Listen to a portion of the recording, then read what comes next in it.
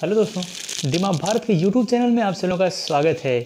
दोस्तों, आज से हम लोग जनरल साइंस की क्लास स्टार्ट करेंगे। इससे पहले हम लोगों ने पूरा हिस्ट्री कवर किया, पूरा वर्ल्ड ज्योग्राफी कवर किया और अब हम लोग कहाँ आ गए हैं। तो आज के बाद जितनी भी क्लासेस चलेंगी सब जनरल साइंस पे चलेंगी, क्योंकि जनरल साइंस जो है, जनरल साइंस में यदि हम जनरल साइंस 3 पार्ट में है, यानी फिजिक्स, केमिस्ट्री और बायो 2 पार्ट में है, यानी बॉटनी और जूलॉजी। तो मोस्टली हम जूलॉजी की बात करें तो यहाँ से एग्ज़ाम में ज़्यादा क्वेश्चन, सबसे ज़्यादा क्वेश्चन कहाँ से आता है, तो वो जूलॉजी से ही आता है। तो सबसे पहले हम लोग जूलॉजी को ही कवर करेंगे, यानी कि जंतु विज्ञान को कवर करेंगे। लेकिन टॉपिक पे आने से पहले एक छोटा सा निवेदन है, आप हमारे चैनल को सब्सक्राइब और शेयर करना बिल्कुल ना भूलिएगा। तो आइए मित्रों, टॉपिक पे आने से पहले कुछ हम इस पर चर्चा करने देना चाहते हैं, कुछ हम इस पर जो है चर्चा करना चाहते हैं। यदि हम साइंस की बात करें तो साइंस जो है ये साइंटिया शब्द से बना है। साइंटिया शब्द से, और साइंटिया का मतलब होता है कि जानना, किसी चीज़ को जानना, किसी चीज़ के बारे में जानना। यदि हम बायो की बात करें तो बायो जो है बायोलॉजी की यदि हम बात करें तो यह ग्रीक के 2 वर्ड से मिलकर के बना है। बायोलॉजी ग्रीक के 2 वर्ड से मिलकर के बना है।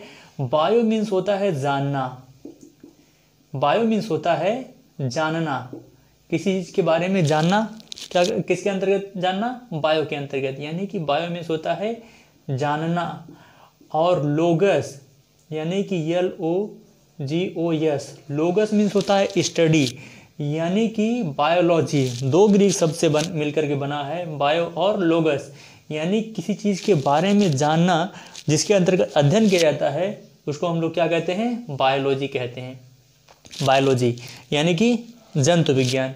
यदि हम बायोलॉजी की बात करें तो बायोलॉजी शब्द का, जिन्होंने सबसे पहले जिस साइंस के द्वारा बायोलॉजी शब्द प्रयोग किया गया था, तो इसके अंतर्गत 2 वैज्ञानिकों का नाम आता है, लैमार्क और ट्रेविरेनस।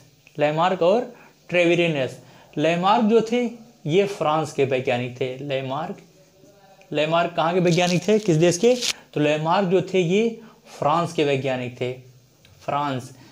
और यदि हम ट्रेविरेनस की बात करें तो ट्रेविरेनस ये जर्मनी के वैज्ञानिक थे। और ये दोनों लोग जंतु से संबंधित वैज्ञानिक थे। और इन्होंने सबसे पहले बायोलॉजी शब्द का प्रयोग किया। तो बायोलॉजी ग्रीक के 2 शब्द से बना है, बायो और लोगस। बायो मीन्स होता है जानना और लोगस मीन्स होता है अध्ययन करना। मतलब किसी चीज़ के बारे में अध्ययन करना ही क्या कहलाता है? बायोलॉजी कहलाता है। तो बायोलॉजी की कई शाखाएं हैं और अलग अलग जो है शाखाओं के अंतर्गत अलग अलग चीज़ों का स्पेशली तरीके से जो है अध्ययन किया जाता है। तो आज मोस्टली जो आज का टॉपिक है वो इसी पे आधारित है कि मतलब बायोलॉजी की जो कितनी शाखाएं हैं, बायोलॉजी की कौन कौन सी शाखाएं हैं और किस शाखा के अंतर्गत किसका अध्ययन किया जा रहा है। तो मोस्टली जो है आज का टॉपिक इसी पे आधारित है। तो आइए हम लोग देख लेते हैं बायो की कौन कौन सी शाखाएँ हैं और किस शाखा के अंतर्गत किसका अध्ययन किया जा रहा है। तो सबसे पहले यदि हम बात करें तो एपीकल्चर, जंतु विज्ञान की एक शाखा है एपीकल्चर। और एपीकल्चर किससे संबंधित है? तो एपीकल्चर विज्ञान की वह शाखा है जिसके अंतर्गत मधुमक्खियों का अध्ययन किया जाता है। मधुमक्खियों का अध्ययन करना ही विज्ञान की किस शाखा के अंतर्गत अध्ययन किया जाता है? तो एपीकल्चर मतलब मधुमक्खियों का अध्ययन करना ही क्या कहलाता है? एपीकल्चर कहलाता है। स्पेशली जो मधुमक्खियों का बायो की जिस शाखा के अंतर्गत अध्ययन किया जाता है उसे हम लोग क्या कहते हैं? एपीकल्चर कहते हैं, एपीकल्चर। इसके बाद है एंथोलॉजी की बात करें तो एंथोलॉजी विज्ञान की वह शाखा है, यानी कि जंतु विज्ञान की या बायो की वह शाखा है जिसके अंतर्गत पुष्पों का अध्ययन किया जाता है। यानी कि मोस्टली अगर पुष्पों का अध्ययन विज्ञान की किस शाखा के अंतर्गत किया जाता है तो विज्ञान की यानी एंथोलॉजी के अंतर्गत जो है किसका अध्ययन किया जाता है? तो एंथोलॉजी के अंतर्गत पुष्पों का अध्ययन किया जाता है। फूलों का अध्ययन, पुष्प मतलब फूल, यानी कि फूलों का अध्ययन विज्ञान की किस शाखा के अंतर्गत किया जाता है? तो एंथोलॉजी के अंतर्गत फूलों का अध्ययन किया जाता है। इसके बाद है एरेक्नोलॉजी। अगली शाखा कौन सी है? तो अगली शाखा है एरेक्नोलॉजी। और एरेक्नोलॉजी जो है इसके अंतर्गत मकड़ियों का अध्ययन किया जाता है। एरेक्नोलॉजी के अंतर्गत किसका अध्ययन किया जाता है? तो एरेक्नोलॉजी के अंतर्गत मकड़ियों का अध्ययन किया जाता है। मकड़ियों का पूरी तरह से अध्ययन करना ही क्या कहलाता है? एरेक्नोलॉजी कहलाता है। मकड़ियों का अध्ययन करना क्या कहलाता है? एरेक्नोलॉजी, यानी एरेक्नोलॉजी शाखा के अंतर्गत जो है मकड़ियों का अध्ययन किया जाता है। इसके बाद है क्रायोजेनिक्स। अगली कौन सी शाखा है? अगली शाखा है क्रायोजेनिक्स। क्रायोजेनिक्स यानी कि जीवों के शरीर पर शीत का अध्ययन, जीवों के शरीर पे शीत का अध्ययन करना ही क्या कहलाता है, यानी कि क्रायोजेनिक्स। क्रायोजेनिक्स जो है, क्रायोजेनिक्स विज्ञान की वह शाखा है, यानी क्रायोजेनिक्स जंतु विज्ञान की वह शाखा है जिसके अंतर्गत जीवों के शरीर पर शीत का अध्ययन किया जाता है। जीवों के शरीर पे शीत का अध्ययन किया जाता है, वो विज्ञान की कौन सी शाखा है, तो क्रायोजेनिक्स है। अगला है डेंड्रोलॉजी।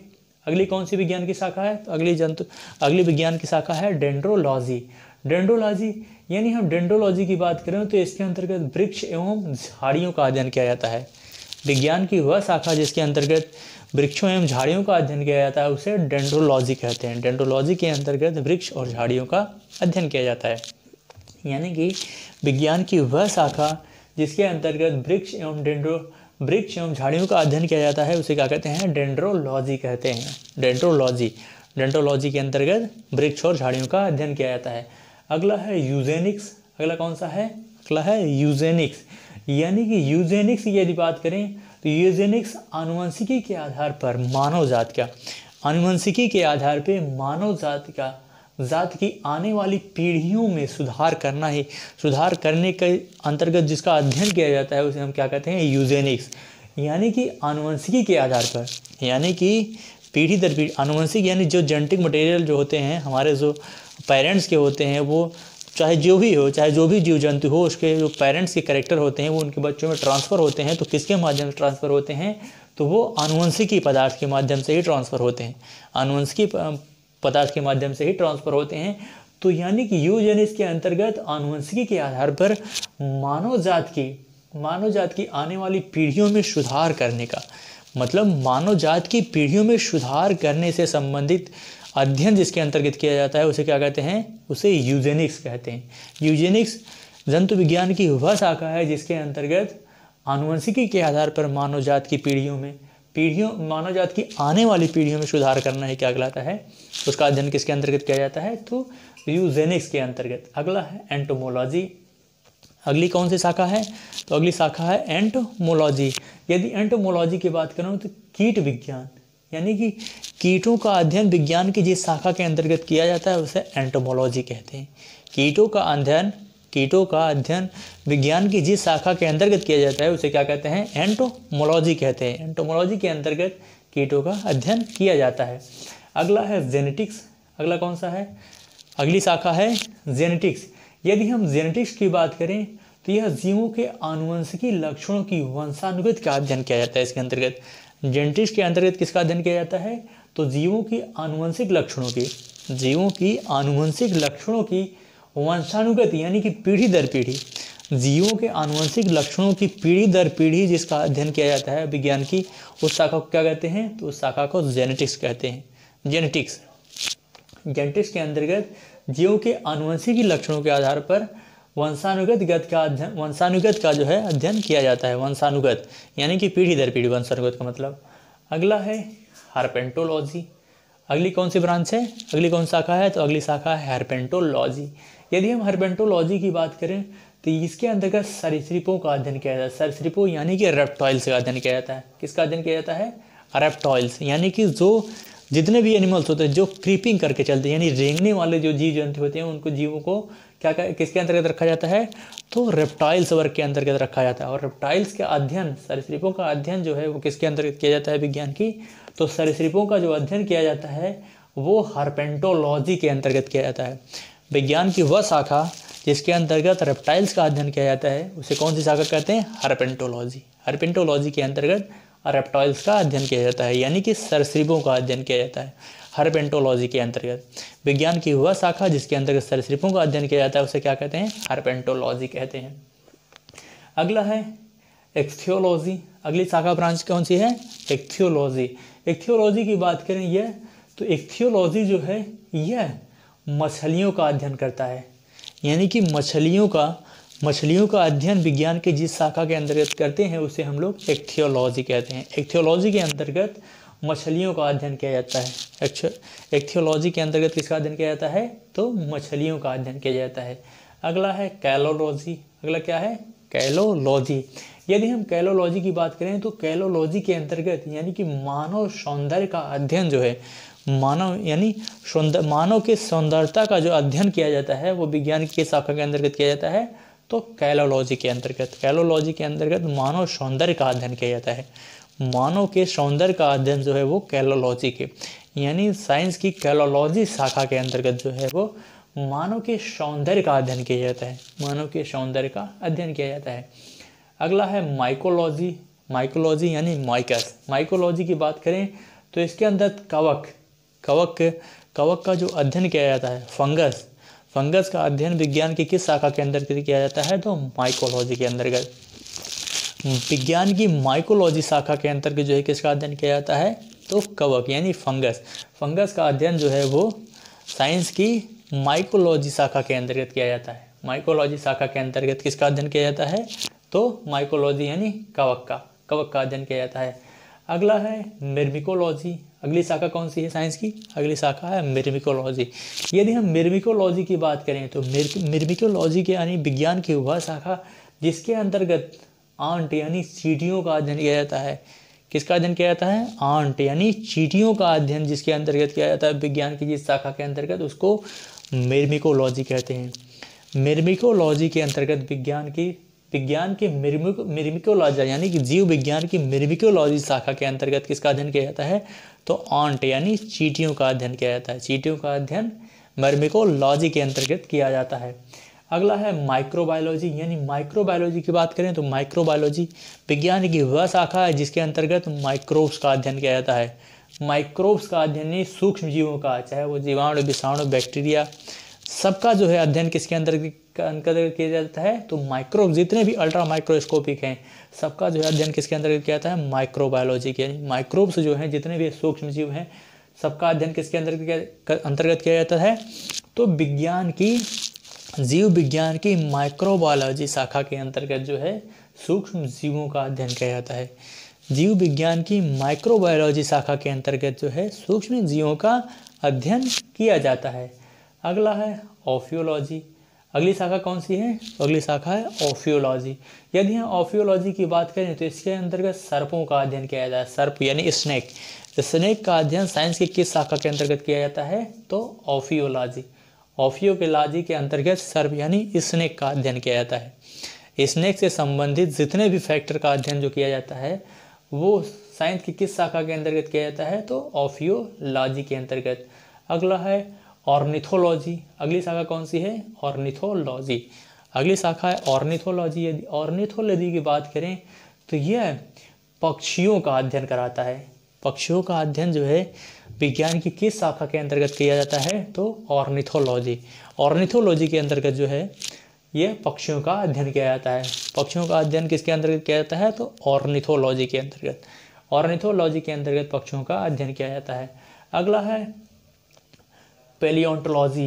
अगली शाखा कौन सी है, अगली शाखा है साइंस की पेलियोंटोलॉजी।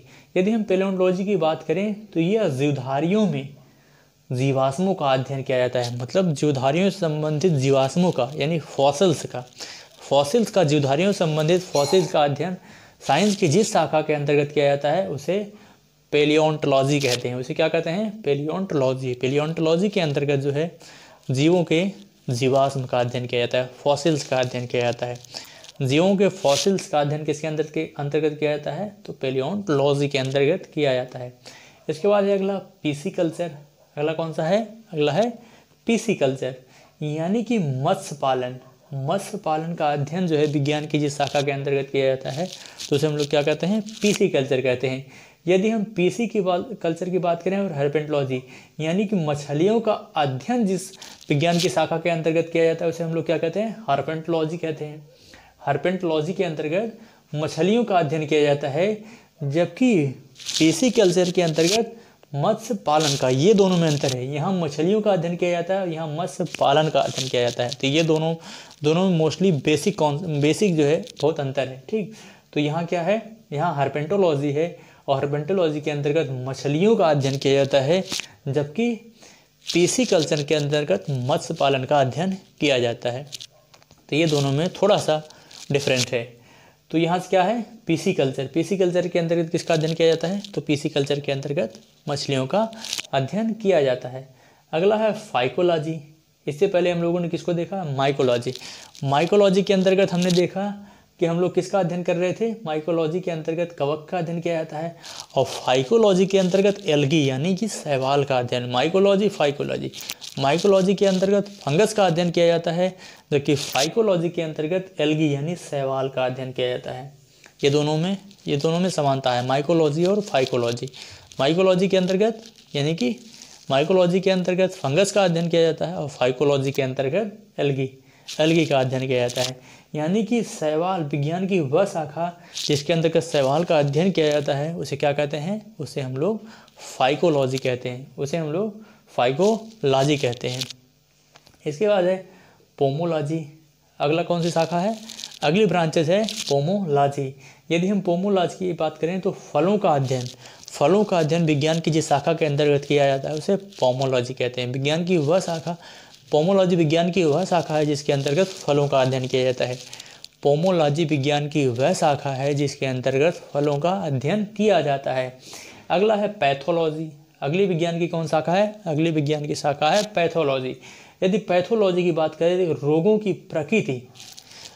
की प्रकृति कैसी है, कौन सा रोग किसका कारण है, रोगों के कौन सा कारण है और किस रोग का कौन सा लक्षण है, किस रोग का कौन सा लक्षण है, किस रोग का कौन सा कारण है और किस रोग की कौन सी प्रकृति है। तो प्रकृति, कारण और लक्षण इन तीनों का विज्ञान की जिस शाखा के अंतर्गत किया जाता है उसे हम लोग पैथोलॉजी कहते हैं। विज्ञान की पैथोलॉजी वह शाखा है, विज्ञान की शाखा पैथोलॉजी वह शाखा है जिसके अंतर्गत रोगों की प्रकृति, रोगों की डिजीज़ का नेचर, उसका कारण और उसका लक्षण, ये तीनों जो है जिसका अंतर्गत जो है अध्ययन किया जाता है उसे क्या कहते हैं, पैथोलॉजी कहते हैं। अगला है राइनोलॉजी। अगला कौन सा है, अगला है राइनोलॉजी। यदि हम राइनोलॉजी की बात करें तो जंतु के नाक, कान, गले का अध्ययन, यानी कि राइनोलॉजी जीव विज्ञान की वह शाखा है, राइनोलॉजी जीव विज्ञान की वह शाखा है जिसके अंतर्गत जंतु के नाक, कान और गले, यानी कि जंतुओं के नाक, कान और गले का अध्ययन साइंस की जिस शाखा के अंतर्गत किया जाता है उसे हम लोग क्या कहते हैं, उसे राइनोलॉजी कहते हैं। राइनोलॉजी के अंतर्गत गला, कान और नाक, इन तीनों का अध्ययन किया जाता है। जिस तरह से हमने देखा कि पैथोलॉजी के अंतर्गत रोगों की प्रकृति, कारण और लक्षण का अध्ययन किया जाता है, जिस तरह से पैथोलॉजी के अंतर्गत हम लोगों ने देखा कि रोगों की प्रकृति, कारण और लक्षण का अध्ययन किया जाता है, सेम उसी तरह से राइनोलॉजी में जंतु के नाक, कान और गले का अध्ययन किया जाता है। उसी तरह से राइनोलॉजी में जंतु के नाक, कान और गले का अध्ययन किया जाता है, सेम उसी तरह से जिस तरह से रोग की प्रकृति, कारण और लक्षणों का अध्ययन किया जाता है। अगला है सेरीकल्चर। अगला कौन सा कल्चर है, अगला कल्चर है सेरीकल्चर। यदि सेरीकल्चर की बात करें तो यह रेशम कीट पालन का अध्ययन कराता है, यानी कि रेशम कीट का पालन, यानी कि औद्योगिक स्तर पर, व्यापारिक स्तर पर, औद्योगिक स्तर पर रेशम कीट का पालन विज्ञान की जिस शाखा के अंतर्गत किया जाता है, विज्ञान की जिस शाखा के अंतर्गत रेशम कीट का पालन किया जाता है उसे सेरीकल्चर कहते हैं। उसे क्या कहते हैं, उसे सेरीकल्चर कहते हैं। यानी कि रेशम कीट पालन का विज्ञान की जिस शाखा के अंतर्गत किया जाता है उसे सेरीकल्चर कहते हैं। उसे क्या कहते हैं, कौन सा कल्चर कहते हैं, उसे सेरीकल्चर कहते हैं। अगला है सौरोलॉजी। अगला कौन सा है, सौरोलॉजी।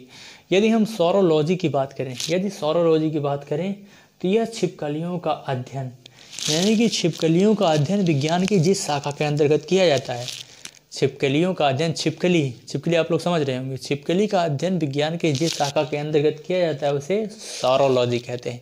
उसे क्या कहते हैं, उसे सौरोलॉजी कहते हैं। सौरोलॉजी के अंतर्गत छिपकलियों का अध्ययन किया जाता है। अगला है सिल्वीकल्चर। अगला कौन सा कल्चर है, यानी कि विज्ञान की वह शाखा, सिल्वीकल्चर विज्ञान की वह शाखा है जिसके अंतर्गत काष्ठी पेड़ों का संवर्धन किया जाता है, यानी काष्ठी पेड़ों का संवर्धन, संरक्षण जो किया जाता है, संवर्धन किया जाता है काष्ठी पेड़ों का, वो विज्ञान के किस शाखा के अंतर्गत किया जाता है, तो सिल्वीकल्चर के अंतर्गत। विज्ञान के सिल्वीकल्चर के अंतर्गत किसका अध्ययन किया जाता है, तो काष्ठी पेड़ों का अध्ययन किया जाता है। इस तरह से हम लोगों ने पूरे टॉपिक को कवर किया। हमने देखा कि विज्ञान की कौन कौन सी शाखा हैं, इसके अंतर्गत किसका अध्ययन किया जाता है, और इसके अध्ययन टॉपिक पे आने से पहले जो बेसिक चीज़ें थी उसको भी हम लोगों ने कवर किया। अब इस तरह से आज का टॉपिक यहीं समाप्त होता है। अब इसी के साथ हमें इजाज़त दीजिए। जय भारत, जय हिंद।